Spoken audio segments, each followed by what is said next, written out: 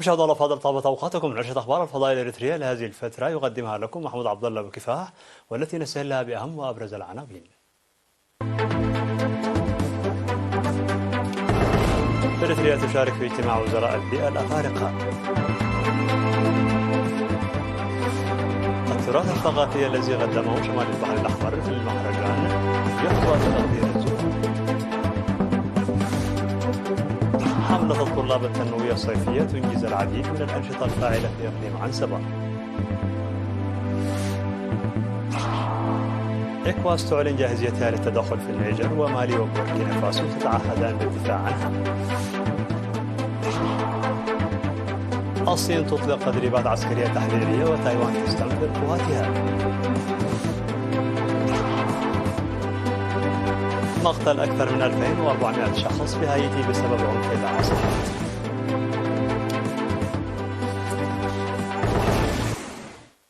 مرحبا بكم من العناوين إلى التفاصيل. شاركت إريتريا في الاجتماع الدوري التاسع عشر لاجتماع وزراء البيئة الأفارقة الذي عقد في أديس أبابا في الفترة من 14 وحتى 18 من أغسطس. مثل إريتريا في الاجتماع المنعقد تحت شعار الفرص والتحديات لمواجهة التحديات البيئية في إفريقيا وفد برئاسة سفير إريتريا في كينيا السيد بياني رؤسوم. وقال السفير بياني رؤسوم في كلمته خلال الاجتماع إنه من المهم إيجاد حلول للأولويات المحددة وضمان الاستخدام المستدام للتنوع الأحيائي وتعزيز الشراكات والتعاون للتخفيف من التحديات.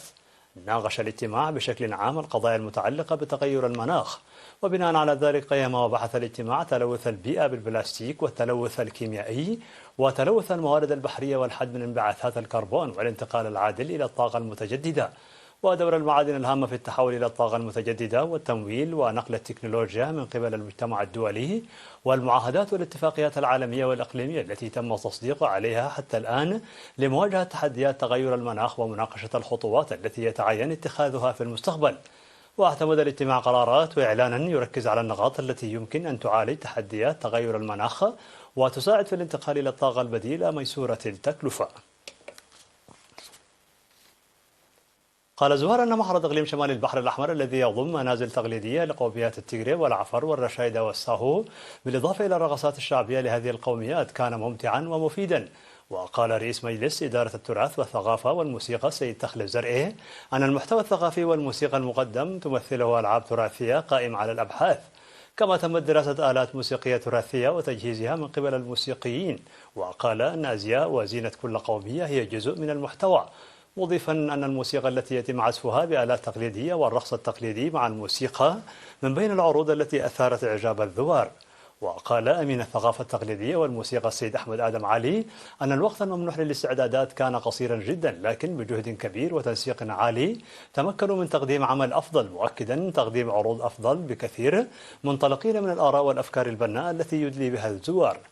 وقال الشباب يوتام جزائي عضو لجنة القرية التقليدية أن الحياة التقليدية للقوميات ومحتوياتها الملموسة وغير الملموسة معروضة في ساحة المعرض بطريقة يمكن للناس أن يتعلموا منها ويستمتعوا بها، مشيرا إلى أنه بالإمكان تقديم عروض أكثر فعالية من هذه في حال منحت التجهيزات وقتا كافيا وعملا متقنا. وقال عضو الإسكان السيد والد منغستو أنهم يستضيفون عددا كبيرا من الزوار لأنهم أحضروا محتويات أصلية، مبينا تقديم عروض تتسم بالفعالية مستقبلا ومنحها الاهتمام الأكبر. عرض إقليم جنوب البحر الأحمر في المهرجان الوطني لعام 2023 والذي يقام تحت شعار مهرجان الصفوف المتماسكة الثقافة والسياحة والتاريخ، ويتضمن العرض لوحات تبرز الجزر فضلا عن الجمال الطبيعي والموارد السياحية والمحتوى الثقافي. وقال الزوار لوكالة إيرينا أنهم وجدوا أن تلك الجزر غنية لأنها تسلط الضوء على الأهمية الاقتصادية والجيوسياسية العالية لبحر إريتريا بشكل عام والإقليم بشكل خاص، وتتسم بفعالية التعريف بالثروات الطبيعية. كما قالوا أن المعرض يوضح الأهمية الاستراتيجية لرأس داميرا، وأشادوا بجهود الإقليم لتعزيز الموارد الطبيعية للجزر والبحر. بالإضافة إلى ذلك فإن المحتوى المقدم في قرية الإقليم سيساعد الأجيال الشابة على فهم تنوع وجمال الإقليم. وأخيرا حث الزوار الإقليم لتنظيم وتقديم برامج أكثر تطورا في المستقبل لامتلاكه موارد ثقافية وطبيعية وسياحية ثرة.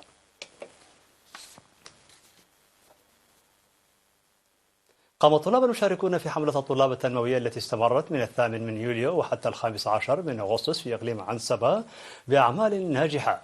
وأوضح منسق الحملة في مكتب وزارة التعليم الأستاذ ملس قلتا أن البرنامج شمل بناء وإصلاح القنوات وحفر الآبار وغرس الأشجار وجمع الأحجار للبناء وتنظيف البيئة ومساعدة الفقراء وإصلاح الطرق الترابية. وأشار إلى إنشاء 226 كيلومترا من القنوات وجمع حوالي 12 ألف متر مكعب من الحجارة وحرث 38 هكتارا من مزارع أسر الشهداء وإصلاح 26 كيلومترا من الطرق الترابية وحفر أكثر من 100 ألف حفرة للتشجير. وأوضح أن الأشجار المغروسة تراعي المناخ والتربة حيث غرست في الإقليم شتول الأشجار المستوطنة وغير المستوطنة والتي جهزت في مشاتل دقم حري ونهر عنسبة وحلحل وقزقزة. وأشاد بدور الإدارات ووزارتي الزراعة والتعليم وسلطة الغابات والحياة البرية. وأعرب المشاركون عن فخرهم بالمشاركة في حملة تنمية الأراضي القاحلة كما حثوا المجتمع على حماية الأشجار المغروسة. قامت القيادة الوسطى بتدريب 268 فردا من مختلف الوحدات على قيادة السيارات. وقال المصدر أن التدريب استمر لمدة 4 أشهر اعتبارا من نهاية أبريل 2023 حيث حصل 158 طالبا على رخصة قيادة ثانية و71 على رخصة قيادة ثالثة و39 رخصة قيادة من الدرجة الرابعة. وقال قائد المركز العميد تخلي كفلاي أن التدريب هو استمرار للتدريبات المختلفة المنظمة لتعزيز قدرات الأعضاء. من جانبه ثمن ممثل الطلاب جهود وزارة الدفاع لبناء شباب كفو. وأشادت كل من أسمرت ماجور ودسبلي يوهنوم المشاركان في التدريب بهذه الفرصة وحثا على استمرار التدريب المهني على مختلف المستويات. تسببت الأمطار المصحوبة بالثلوج في إلحاق أضرار بالمحاصيل في منطقة قرمي بمديرية سرنجقة في الإقليم الأوسط عصر 17 من أغسطس. وأوضح مسؤول مكتب الزراعة في المديرية سيد إبراهيم برهاني وخبير الزراعة بالمنطقة سيد عقباي إبراهيم بأن معدل الأمطار التي هطلت في المنطقة بلغت 61 ملم وقد دمرت 420 هكتارا من المحاصيل. كما تضررت العديد من المحاصيل نتيجة لتساقط الثلوج. وقال الخبراء أن المحاصيل المتضررة شملت الذرة والبطاطس والفاصوليا والبازلاء والثوم والقمح والشعير مضيفين أنه سيتم توفير بذور القمح والشعير لتعويض الضرر. وحث كل من مدير مديرية سرنجقة السيد كفل مريم قبر مسقل ومدير ضاحية قرمي تسفازقي كبروم المزارعين على عدم الإصابة بالذعر بسبب الأضرار واستبدال المحاصيل المتضررة بمحاصيل تتلائم مع الوقت المتبقي من الموسم. وقال المصدر أن تساقط الثلوج تسبب أيضا في إضرار بأجزاء من قريتين بادره وعد شاخة.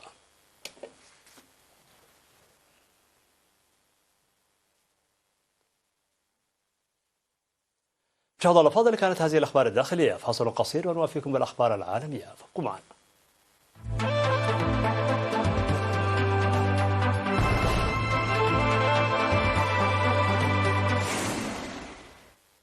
مرحبا بكم على الصعيد العالمي. قال التلفزيون الرسمي في النيجر أن ضباطا من قادة أركان مالي وبوركينا فاسو والنيجر عقدوا اجتماعا في العاصمة نيامي ضمن جهود التصدي للتدخل العسكري المحتمل لدول مجموعة غرب إفريقيا إيكواس في النيجر.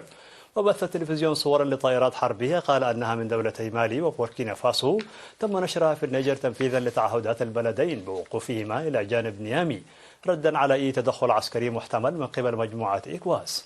وجاءت هذه التطورات بعد أن أعلنت مجموعة إيكواس في ختام اجتماعات قادة جيوشها بالعاصمة القانية أكرا أنها اتفقت على خطة التدخل العسكري المحتمل في النيجر وموعده، لكنها أوضحت أنها لن تدخل في حرب يمكن تجنبها.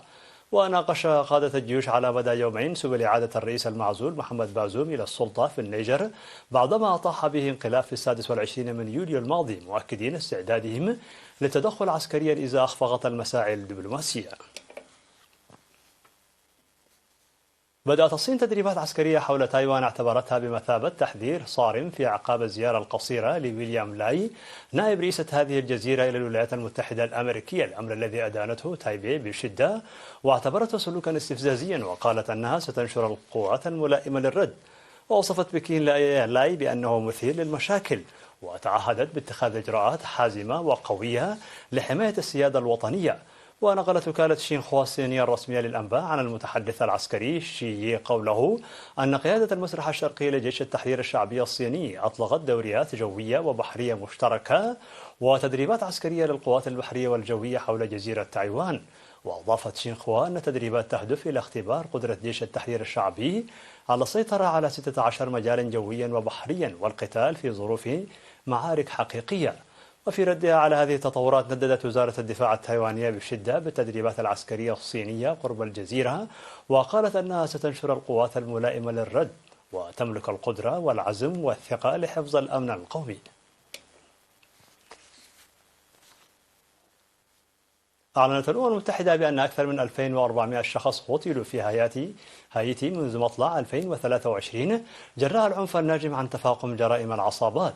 وفي السياق ذاته قالت المتحدثة باسم المفوضية السامية لحقوق الإنسان التابعة للمنظمة الدولية رافينا شمداساني في جنيف أنه بين الأول من يناير والخامس عشر من أغسطس هذا العام قتل ما لا يقل عن 2439 شخصا وجرح 902 آخرين بسبب عنف العصابات. في ظل تصاعد الغضب إذا عنف العصابات، حذرت المسؤولة الأممية من أن الزيادة المسجلة في حركات تحقيق العدالة الشعبية ومجموعات الدفاع الذاتي تتسبب في المزيد من العنف. جاءت هذه التصريحات بعد مقتل 30 شخصا في عنف العصابات بالعاصمة بورت أو برنس هذا الأسبوع وإصابة أكثر من 10 بجروح. في الخبر الأخير، أعلنت السلطات الكندية حالة الطوارئ في إقليم بريتش كولومبيا بينما استمرت حرائق الغابات المدمرة في اجتياح الشمال الغربي للبلاد.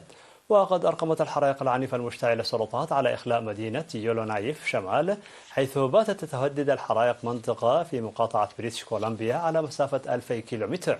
وقال رئيس وزراء المقاطعة أنه لا يمكن التكهن بما سيؤول إليه الوضع في الوقت الراهن، مشيرا إلى أن المقاطعة تنتظرها أيام صعبة. وقد أجلت السلطات سكان يولونايف البالغ عددهم 20,000 بعد إعطائهم مهلة. وقال أحد الطيارين المكلفين بعمليات الإجلاء لشبكة CBC الكندية أن المدينة باتت شبه خالية. في نهاية النشر لكم تذكير بأبرز ما جاء فيها من عناوين. إريتريا تشارك في اجتماع وزراء البيئة الأفارقة. التراث الثقافي الذي قدمه شمال البحر الأحمر بالمهرجان يحظى بتقدير الزوار. حملة الطلاب التنموية الصيفية تنجز العديد من الأنشطة الفاعلة في إقليم عنسبة. إيكواس تعلن جاهزيتها للتدخل في النيجر، ومالي وبوركينا فاسو تتعهدان بالدفاع عنها. الصين تطلق تدريبات عسكرية تحذيرية وتايوان تستنكر المواجهة. مقتل أكثر من 2400 شخص في هايتي بسبب عنف العصابات.